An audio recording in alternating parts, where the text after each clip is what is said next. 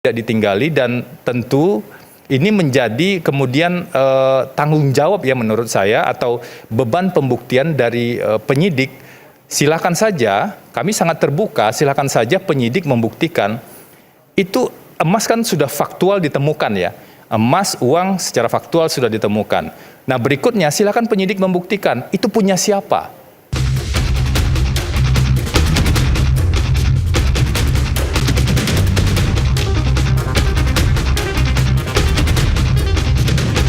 Pihak keluarga memandang ada hal-hal yang janggal sehingga pada akhirnya pihak keluarga dan masyarakat juga membuat laporan polisi dan pengaduan ke pihak kami. Peristiwa tersebut diduga sebuah peristiwa pidana sehingga harus kami buktikan nanti. Pola hubungan antara Sutrimo dengan Febri, saya pikir sangat jauh sekali dia mengetahui atau dia menyimpan informasi tertentu ya tentang kasus yang sekarang sedang menimpa Pak Febri. Ini juga bukan satu tindakan pembunuhan. Saya belum melihat ke arah situ.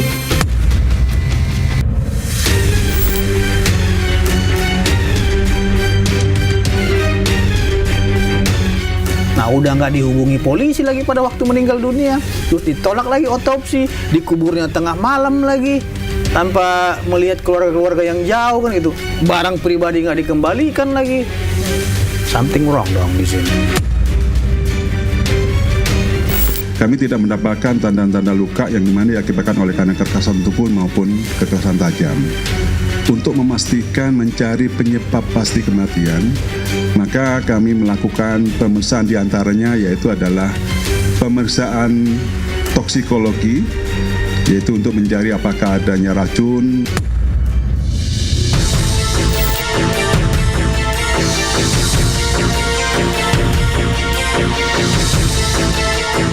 Pra-peradilan ini bukanlah cara untuk menghindari proses hukum.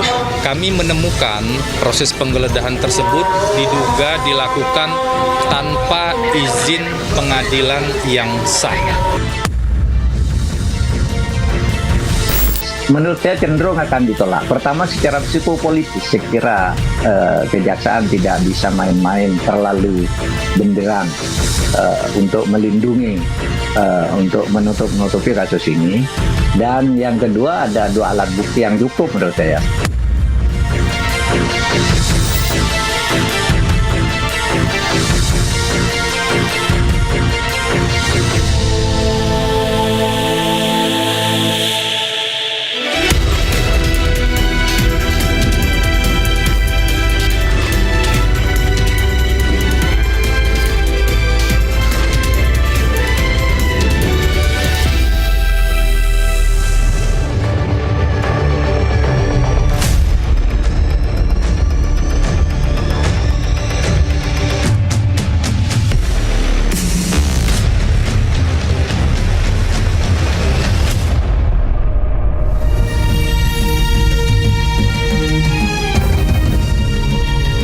Disiarkan langsung dari studio MNC Conference Hall Ainus Tower, Jakarta. Inilah Rakyat Bersuara bersama Aiman Wicaksono. Sidang pra-peradilan ex-Jampitsus Febri Adriansyah tengah bergulir. Sosok yang gencar membongkar skandal mega korupsi kini bertukar peran melawan tuduhan di hadapan palu hakim terkait kasus korupsi. Di balik perlawanan Febri, kematian orang dekatnya Sutrimo masih diselimuti misteri dan juga samar-samar konspirasi. Saya Aiman Wicaksono, inilah Rakyat Bersuara. Saya akan panggilkan langsung ke narasumber Rakyat Bersuara malam hari ini. Yang pertama adalah pengacara ex-Jampitsus Febri Adriansyah, Bung Febri Diansyah. Namanya mirip memang. Selamat malam, Bung Febri. Baru saja selesai pra-peradilan, besok lanjut lagi ya? Besok lanjut lagi. Oke, silakan Bung Febri. Kawan lama saya waktu di KPK dan sebelumnya juga di ICW. Silakan Bung Febri. Penyidik KPK periode 2013-2021, Bung Yudi Purnomo Harahap. Dulu satu kantor, dulu satu kubu, sekarang berbeda kursi. Pokoknya tetap lawan korupsi.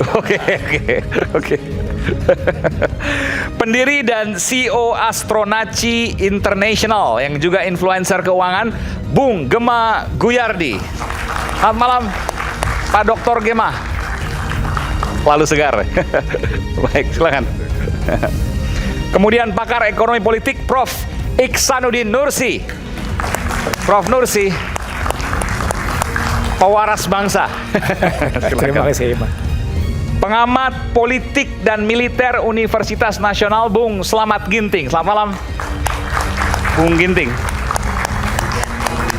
Silakan. Malam, makasih. Selamat malam.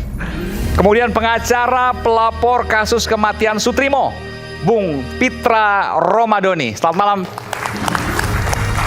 Pengacara Mawar. Harus nyanyi Mawar Merah. Ya Bang, kita akan ungkap konspirasinya. Oh, kita ada konspirasinya ya? Oh iya, Dugaan konspirasinya ada? nanti kita ungkap. Atas kematian Sutrimo? Ya, Oke. tapi terlalu klimaks untuk dibahas. Oke, kita tunggu nanti. Hakim Tinggi Pengadilan Tinggi Jakarta 2022-2025 yang juga guru besar hukum pidana Universitas Unisula, Profesor Binsar Gultom. Terima kasih. Prof. Binsar ini yang terkenal pada waktu itulah hakim yang memutus Jessica Kumala Wongso atas tuduhan waktu itu dakwaan ya yang kemudian dipidana, dan salah satu yang mengetok pidananya adalah Profesor Binsar Gultom dengan hukuman 20 tahun penjara ya, betul, atas terdakwa pada waktu itu Jessica Kumala Wongso. Oke, baik. Kita lanjutkan. Komisioner Komisi Kejaksaan Republik Indonesia, Ibu Rita Serena Kalibonso masih dalam perjalanan, dan juga ada Bung Iwan Kurniawan, selamat malam, dari Ketua Umum Gerakan Cinta Prabowo. Ada juga nanti pengacara keluarga Sutrimo, Ibu Aan Rohaini. Selamat malam Bu Aan. Baik, nanti kita akan bergabung sama-sama. Saya ingin ke Bung Febri dulu. Bung Febri, dalam pra-peradilan Anda meminta agar emas 74 kg dan uang 476 miliar agar segera dikembalikan, betul? Ini perlu saya tegaskan, tidak ada permintaan itu. Tidak ada permintaan, oke. Jadi ini banyak sekali beredar ya hari ini, seolah-olah Pak FA itu meminta agar emas dan uang tersebut dikembalikan kepada Pak FA. Ya, seolah-olah yang beredar seperti itu. Di sini kami tegaskan tidak ada permintaan itu. Yang diminta oleh Pak FA adalah agar barang-barang pribadi milik beliau dan keluarga itu dikembalikan. Tidak termasuk emas 74 kg dan uang? Tidak termasuk itu. Barang pribadi itu apa saja? Satu, dokumen-dokumen yang sifatnya pribadi yang menurut kami ya, itu tidak ada hubungannya dengan perkara. Dan yang kedua, figura foto keluarga. Jadi itulah yang diminta dikembalikan pada Pak FA. Bukan yang beredar seolah-olah Pak FA meminta agar emas 74 tersebut dan juga uang dalam berbagai bentuk valuta asing tersebut dikembalikan ke Pak FA. Tidak benar ada permintaan seperti itu. Yang benar adalah permintaan barang-barang pribadi. Tetapi kalau kita tarik dalam konteks yang lebih besar, sebenarnya isu utamanya adalah kami mendalilkan, ini dari perspektif pemohon ya, kami mendalilkan penggeledahannya tidak sah. Tidak semua lokasi penggeledahan, tetapi hanya lokasi penggeledahan di rumah Sentul saja. Kenapa di rumah Sentul? Karena rumah tersebut memang sudah ditegaskan itu rumah milik keluarga sejak lama, meskipun Pak FA sejak 2008 sudah tidak tinggal di sana. Bagaimana dengan penggeledahan di lokasi-lokasi lain? Itu tidak diuji dalam pra-peradilan ini karena memang tidak ada alas haknya, tidak ada legal standingnya. Jadi menurut kami proses penggeledahan itu tidak sah. Ada beberapa argumentasi yang Oke, penggeledahan termasuk yang kemudian akhirnya menyita soal emas dan uang tadi. Kalau penggeledahannya tidak sah, otomatis penyitaannya juga tidak sah. Tetapi kami juga punya beberapa bukti-bukti yang tadi kami sampaikan, bahwa penyitaannya juga tidak sah. Sehingga kalau ada barang-barang yang disita dari sana, maka concern utama kami adalah barang-barang tersebut kan jadi alat bukti. Iya. Alat bukti itu menjadi tidak sah dan tidak dapat digunakan dalam proses baik. hukum ini. Jadi concernnya lebih ke sana. Iya, saya paham. Jadi tidak menyebut secara spesifik soal uang 476 miliar dan emas 74 kg, tapi semua penyitaan itu tidak sah. Seharusnya seperti itu menurut versi dari Jadi Pak isunya Febri. adalah, ini biar clear ya, isunya adalah tentang validitas bukti yang diperoleh dari penggeledahan dan penyitaan yang tidak sah. Oke. Satu isu yang juga penting adalah, ini biar nggak keliru ya, sebenarnya emas itu kan tidak, dan total uang itu tidak ditemukan di satu tempat. Ya. Ada tempat lain juga, sebuah kafe begitu di daerah, seingat saya di daerah Cipete atau Kebayoran, Jakarta Selatan, Jakarta Selatan, dan itu tidak masuk sama sekali dalam objek pra-peradilan. Jadi tidak mungkin dan tidak logis kemudian kalau semuanya itu diminta dikembalikan. Oke, biarkan itu kemudian prosesnya masih berlangsung, tapi saya tanya. Jadi emas 74 kg dan uang 476 miliar itu sama sekali bukan punya Bung Febri Adriansyah, ex Jampisus, bukan. Itu sudah dibantah. Pertanyaan saya, ini logika yang kemudian belum dijawab sampai saat ini. Kenapa bisa ada di rumahnya Bung Febri? Iya, wajar-wajar saja kalau publik bertanya seperti itu ya. Ada sejumlah aset ditemukan besar sekali. Iya, jumlahnya besar sekali di sebuah lokasi yang diakui rumah tersebut adalah rumahnya Pak FA. Tetapi ada bagian fakta yang tidak terjelaskan dengan cukup baik mungkin ya, yang mungkin perlu kita pahami. Rumah tersebut itu sudah cukup lama tidak ditinggali. Dalam keterangan yang disampaikan Pak FA di proses pemeriksaan, rumah tersebut sudah tidak ditinggali sejak tahun 2008. Oke, meskipun foto-fotonya masih ada, foto keluarga Febri Adriansyah dan keluarga. Ya, kalau foto kan bisa saja ditinggal di sana. Beberapa dokumen-dokumen mungkin bisa saja ditinggal di sana. 2008 foto keluarga masih ada, tapi secara faktual tidak ditinggalkan di sana, oke? Secara faktual, 2008 tersebut Pak FA sudah bertugas ke salah satu daerah di Sumatera. Itu ada SK-nya, ada penugasannya, sehingga memang karena penugasan ada di luar Jawa dan juga pindah-pindah kan ini jaksa, itu memang nggak mungkin tinggal di sana.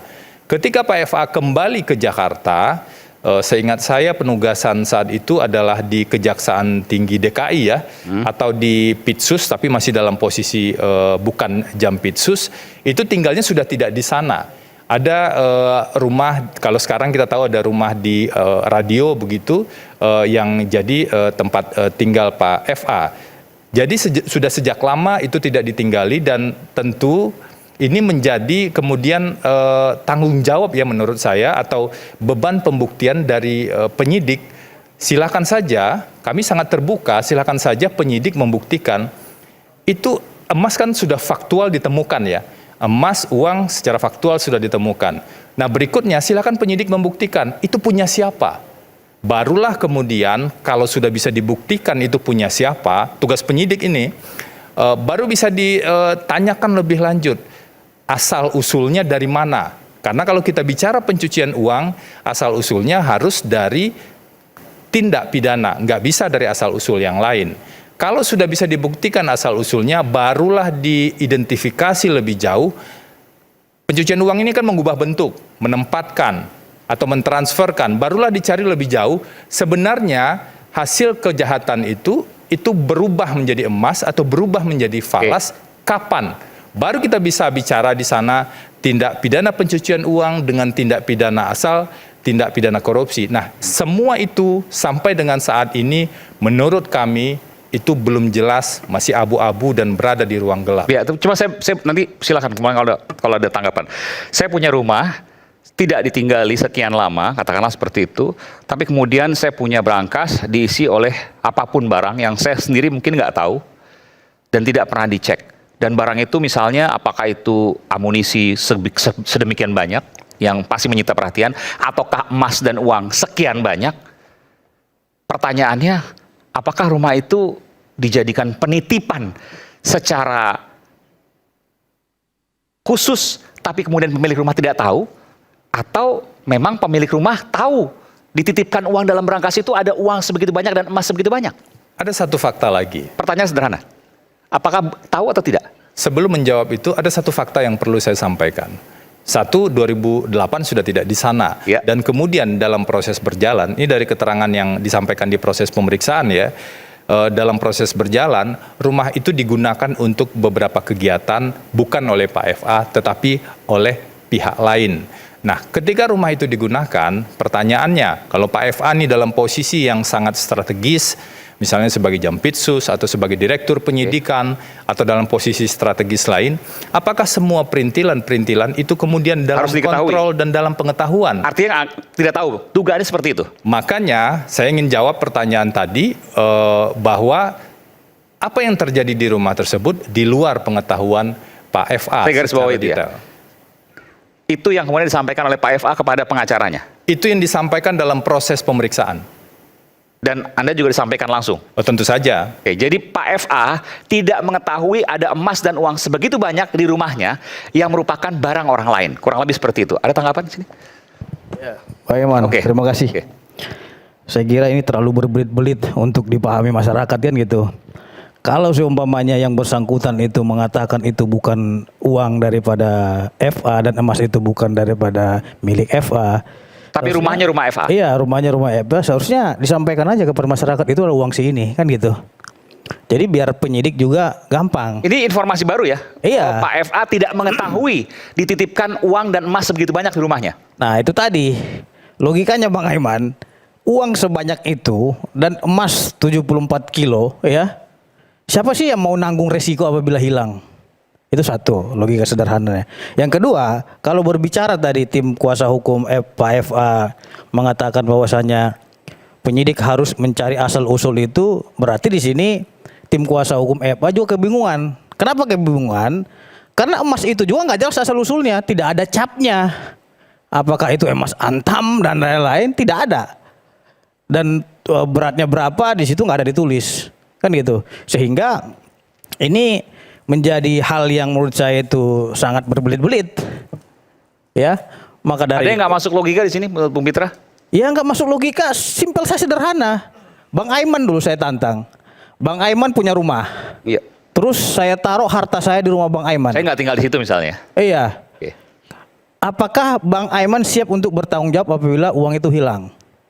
Ya tidak. Kan saya titip di situ. Ya justru itu logika sederhana sekali. Gitu loh, sesimpel itu.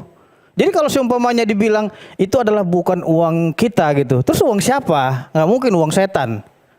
Tapi kan nggak tahu ini. Hah? Karena dikasih ke mungkin temannya yang kemudian menitipkan Masa uang orang dan ke rumah emas Bang di situ. Aiman nggak tahu?